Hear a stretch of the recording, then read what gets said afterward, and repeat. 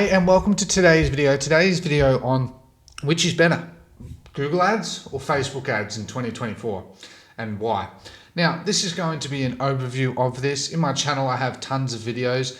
I like doing these types of videos. The notes for this will be down in the description. You can get it, just share it and just download it however you want, right? Now, I wanted to talk about this in detail because I feel it's a very important thing, right? A lot of people think that you should go one or the other, okay? But in actuality, you actually want to run both. But I like to break it down so that people understand based on your circumstances what is best for you and sort of a strategy around that based on where you're at. Now let's talk about what that looks like. If you got most of the time people, at least following my channel, are either starting, growing, or an established brand, okay? There's plenty of huge established enterprise out there that they would have highly complex marketing campaigns, but we mainly cover these three categories. I might actually put as an e-commerce business. I like to be clear.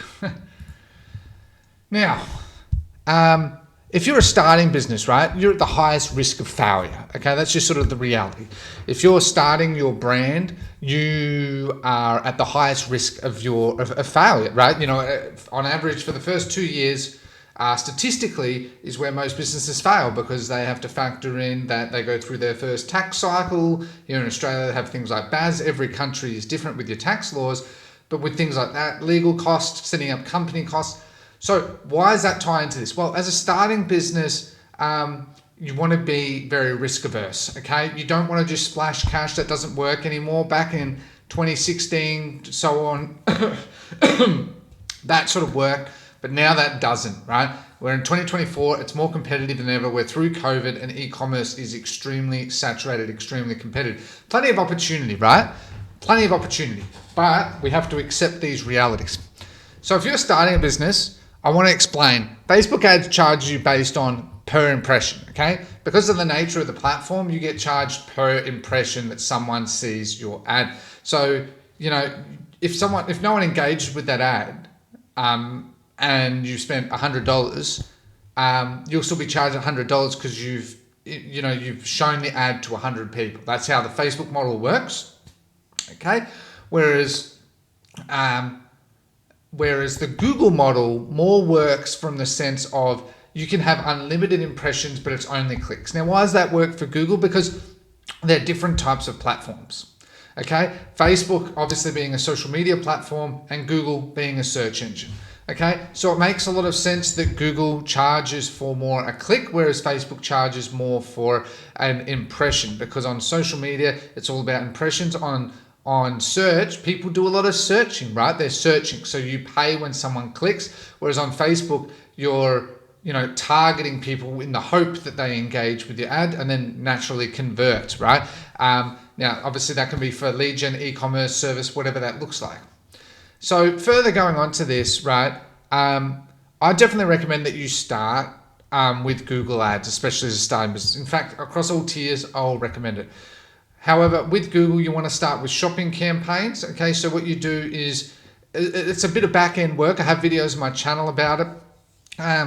You integrate your Shopify store, because most of you are on Shopify, with through the Google app. Okay, and it'll integrate your Google ads. It'll integrate your Google Merchant Center.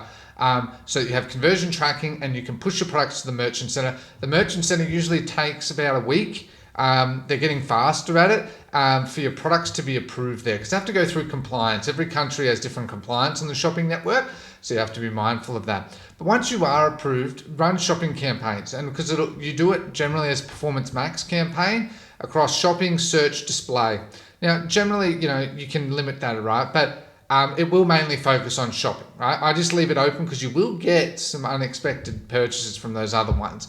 The main ones, though, would be shopping and YouTube's actually working quite well. Search and display, you'll get some sales here and there, right? It's more to use up more of the ad space for you there. And as I sort of said, the other reason that I like, Google is not just because you only pay when you get a click, but the traffic is better. When you think about the two different platforms, Google will always be better than any social media platform, okay? So I want to make that clear. I'll make this video every year, but Google will always be king, simply because of the nature of the platform. If you think about it from your perspective, right?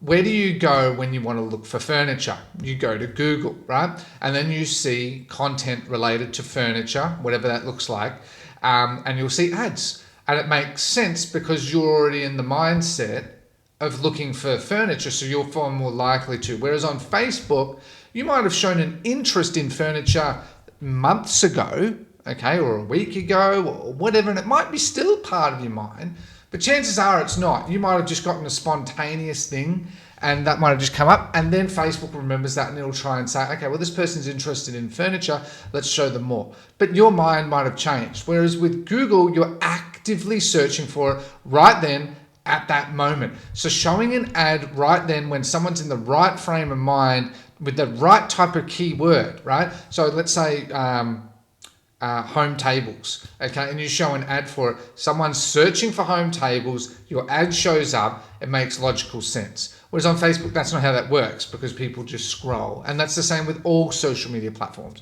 Not to say that it doesn't work. Obviously on social, it does extremely well.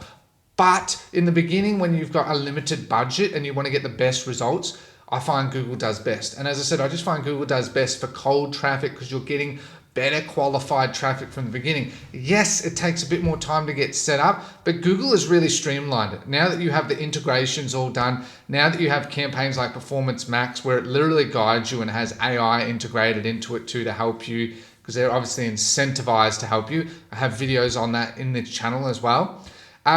It's pretty easy, right? They're really trying to remove as many barriers so people that are a bit daunted by it, understandable. However, that you will be fine, right? It really guides you through, especially I recommend you starting with like a Performance Max campaign. But anyway, so as I said, this strategy will get you the best results in terms of more certainty.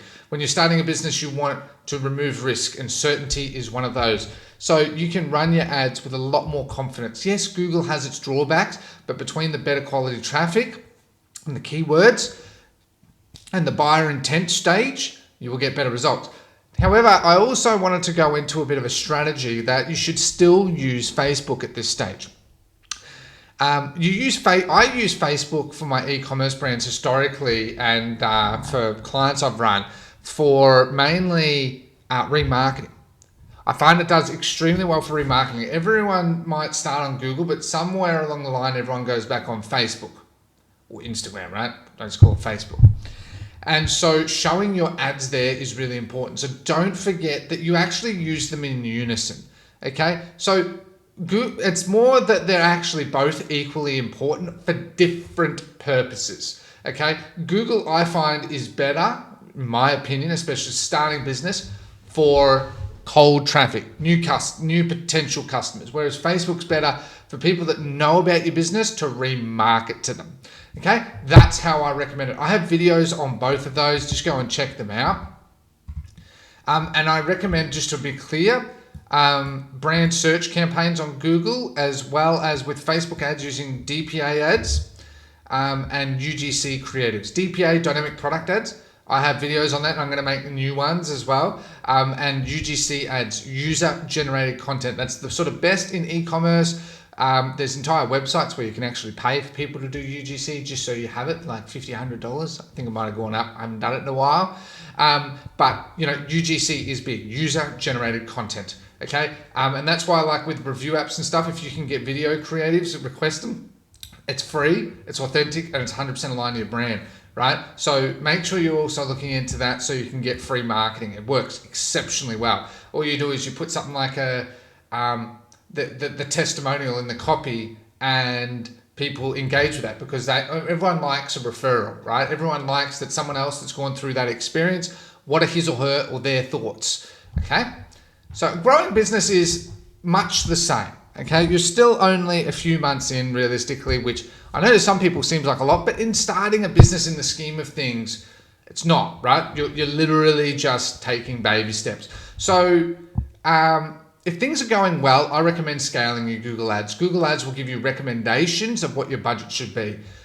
It'll have different tiers. I recommend just going up one tier once a fortnight, right? If you're doing well, okay? You don't want to go up like, it has these little tick boxes, check boxes. You can just go all the way to the top. I don't recommend that. Google overspend. Again, be conservative. Go up one tier once a fortnight. Yes, that means a longer term, but more control. So again, Google, I still recommend at this stage that Google is better than Facebook. But like I've said before, it has changed a bit. So at this stage, you'll have data, you'll have conversions, you'll know what products are selling well, you'll have feedback from customers, you'll have your fulfillment, you'll have improved your product, customer service. You're really starting to build the foundation, right? And so, and I'm sure it's been tough, right? I've been there, done that many times. It's never easy and never will be.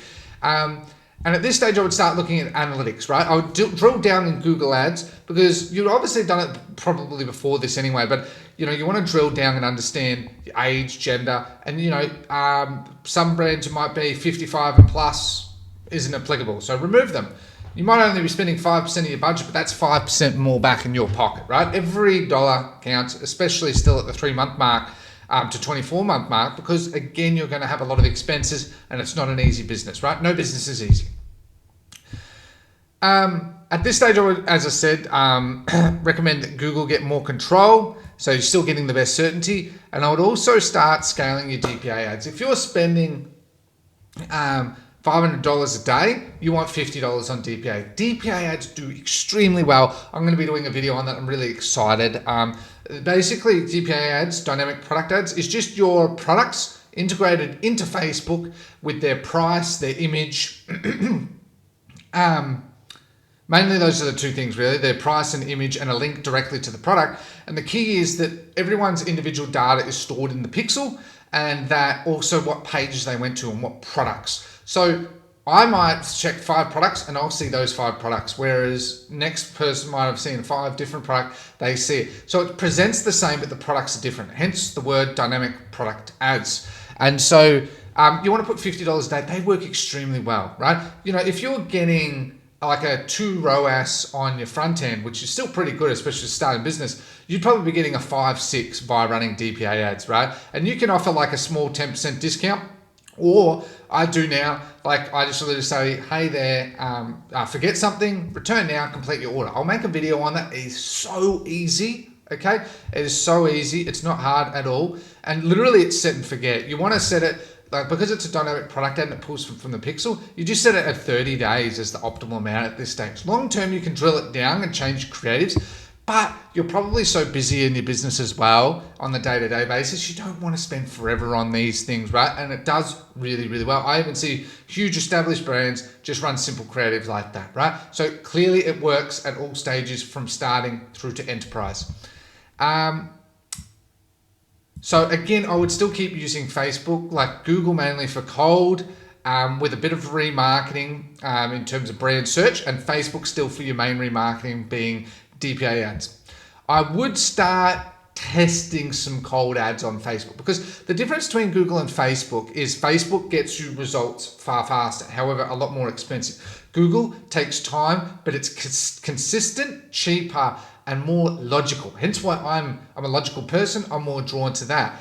But having both, as I said, is key, right? And if you're confident, at this stage you'll have known your best sellers, I would run at least one cold ads campaign, and I would try and make a nice creative about it. Now, when I say nice creative, you don't need these insane high production value ones. If you're running a fashion brand and you're selling dresses, just show a model or whoever wearing the dress. It is that simple, right? It works really well because people buy the dress not just because you're showing them the ad, but because probably that dress is just a gorgeous dress. Maybe it's a seasonal dress. I don't know, right? But what I'm saying is images still work very well, and you can run those as well. And with your targeting, you just would target it based on your industry, right? I have videos on that, and I'll be making more videos as well. I'm just trying to give an example, and I would put it is that if you're spending $500 a day, okay, I would put $100 a day towards cold ads for testing. If you're not confident, don't do it, right? I completely understand, but at least $50 a day with 5 ad sets. Okay, so 5 ad sets, and you could probably run 1 or 2 creatives, the same creatives in each, because you want to find the audiences that are the best, right? Because in Facebook in the beginning, like with Google, we're trying to find the right audiences, which in Google's terms is keywords. You'll have found that, you'll have found your demographics. And Facebook, you already know your demographics. You'll have known your age, gender, and location. So that's really easy. Now you just need to find the audiences. And because you already know the product that's doing well, you've got 90% of it. So then it's just testing the audiences that would do best. So in that example, I would run women's fashion magazines, famous models, famous women. Okay. I would just do that because, you look at famous women, they go down the red carpet, and they've got fantastic clothes, dresses, all of that. Women follow these people and take a lot of inspiration, and they set the trends for the global industry, right? So, and I would even target, what is it, like the Paris fashion show, as an example, right? Just to give you some ideas. But at this point, you have a lot more confidence, okay? I would run them as an ABO. I've got another video coming up about ABO versus CBO, or performance. I keep forgetting what it's called. I keep calling it CPO. Anyway, so that's sort of what I would do there. And if that product's doing well, also run remarketing for that specific product, okay?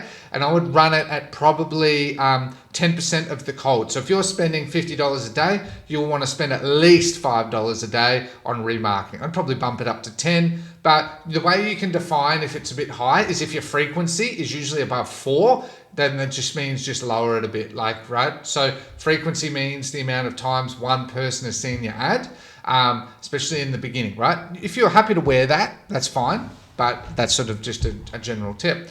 And an established brand, as I said, you're usually at the 2-year mark. You've gone through all the trials, tribulations. You'll have your team, you have your foundation, you have your fulfillment, you have your customer service.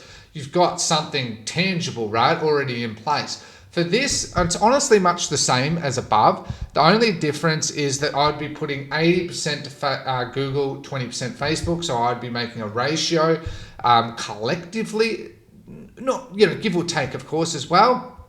And you have plenty of repeat customers, you know your products, and you have capacity to scale and make mistakes. So that's the key difference. You can make more mistakes, but you have capital and repeat customers to buffer you from those mistakes. I would start running search campaigns on Google. They're quite expensive generally, but you can buffer that to collections. They work quite well. And I would only use phrase and exact match. Never use broad. Maybe use broad when you're 5 years old and you really got a big budget, but otherwise, no, don't. So phrase and exact, I generally and you want to try and find large volume keywords in phrase and exact. So you that's for another video, but I would be running that as well. Again, as you can see, Google at this stage is still better than Facebook, especially when we're talking cold. But again, you're running a DPA ad, so Facebook's just as helpful because remarketing is one of the key drivers in business, right? It is, especially e-commerce. So you can see the pattern here, further scaling individual products. So at this point, you will have probably had at least 3 to 5 products that are selling well consistently in your business, right? Especially as you build your brand. So you can start running more individual campaigns on Facebook, and I would keep doing that at least, probably about $50 a day. And then again, your remarketing would be 10-20% tops of your cold budget, right? And because again, at this stage, you have plenty of data, your age, gender, location, your winning products, you'll probably at this point already have creatives. You'll know the type of creative, right? When I say type of creative, image, video, carousel, okay? You repeat that process, right? A lot of people say to try new things, which is good and all, but in some industries, what I've always found is, the same old just works, okay? It just works. So just stick to your guns. And so what I guess I'm getting at is the difference here as well is because you have a lot more traffic, you can break it down 1, 3, 7, 14, 30 days. So for instance, you'd say 1 day, and then the 3 days would be 3 days excluding 1 day. Okay. So anyone that's seen my 1 day, exclude them. Okay. Only if it's been 3 days and they haven't purchased, right? So you can use that all via custom audiences. That's really, really easy. And you just use inclusions and exclusions. Just takes a little bit of time to set up, and then make specific creatives based on where they're at. So 1 day might be, hey, did you forget something? Return now, complete your order. Hey, just quick reminder, you still haven't completed your order, get 5% off your order today if you complete it today. And you tailor it how you want, but you sort of get my point, right? You're trying to incentivize and remind, because people need that, right? We're very busy. So again, that's basically it, right? The key step is this one. Once you have that set up, it's all just a matter of budget allocation. So what you can generally see as an overview is that Google is best for cold, stability, long term. Facebook is good for immediate results, but it's very expensive. So I always just encourage you that based on your personal circumstances, what your capital is, what your cash flow is this a side business? Are you an established business or whatever? Determines your level of risk. Okay, but in all of those stages, I generally will always recommend Google as your primary source for cold traffic. Obviously, by all means, that's not 100% true in all cases, but over the long term, I've always found that Google is just a lot easier. It's more hands-off, it's more stable because of the nature of the platform. And as a result, you can focus more on what you want, which is a profitable, scalable, tangible, consistent business. And so that's why I sort of recommend that, but I wanted to make this so that it's all very clear. So I hope this has been helpful. If you did like today's video, be sure to give a like, subscribe, comment down below any questions. I'm really liking making this content. This is the type of stuff I like because I've come back after a while. I was finding my feet for a little bit. Now I've found my feet. I really like making content. My favorite type of content is just pure factual content that is for established brands, and that's what I really want this channel to be. So you're going to see a lot of stuff around Facebook, you're going to see a lot of stuff around Google Ads, you're going to see a lot of stuff around Shopify on building a brand, right? That's really how I like building this channel, and I plan to keep that going. So be sure to stay tuned for more content as I got a lot more in the pipeline. Thank you very much for your time. Take care and goodbye.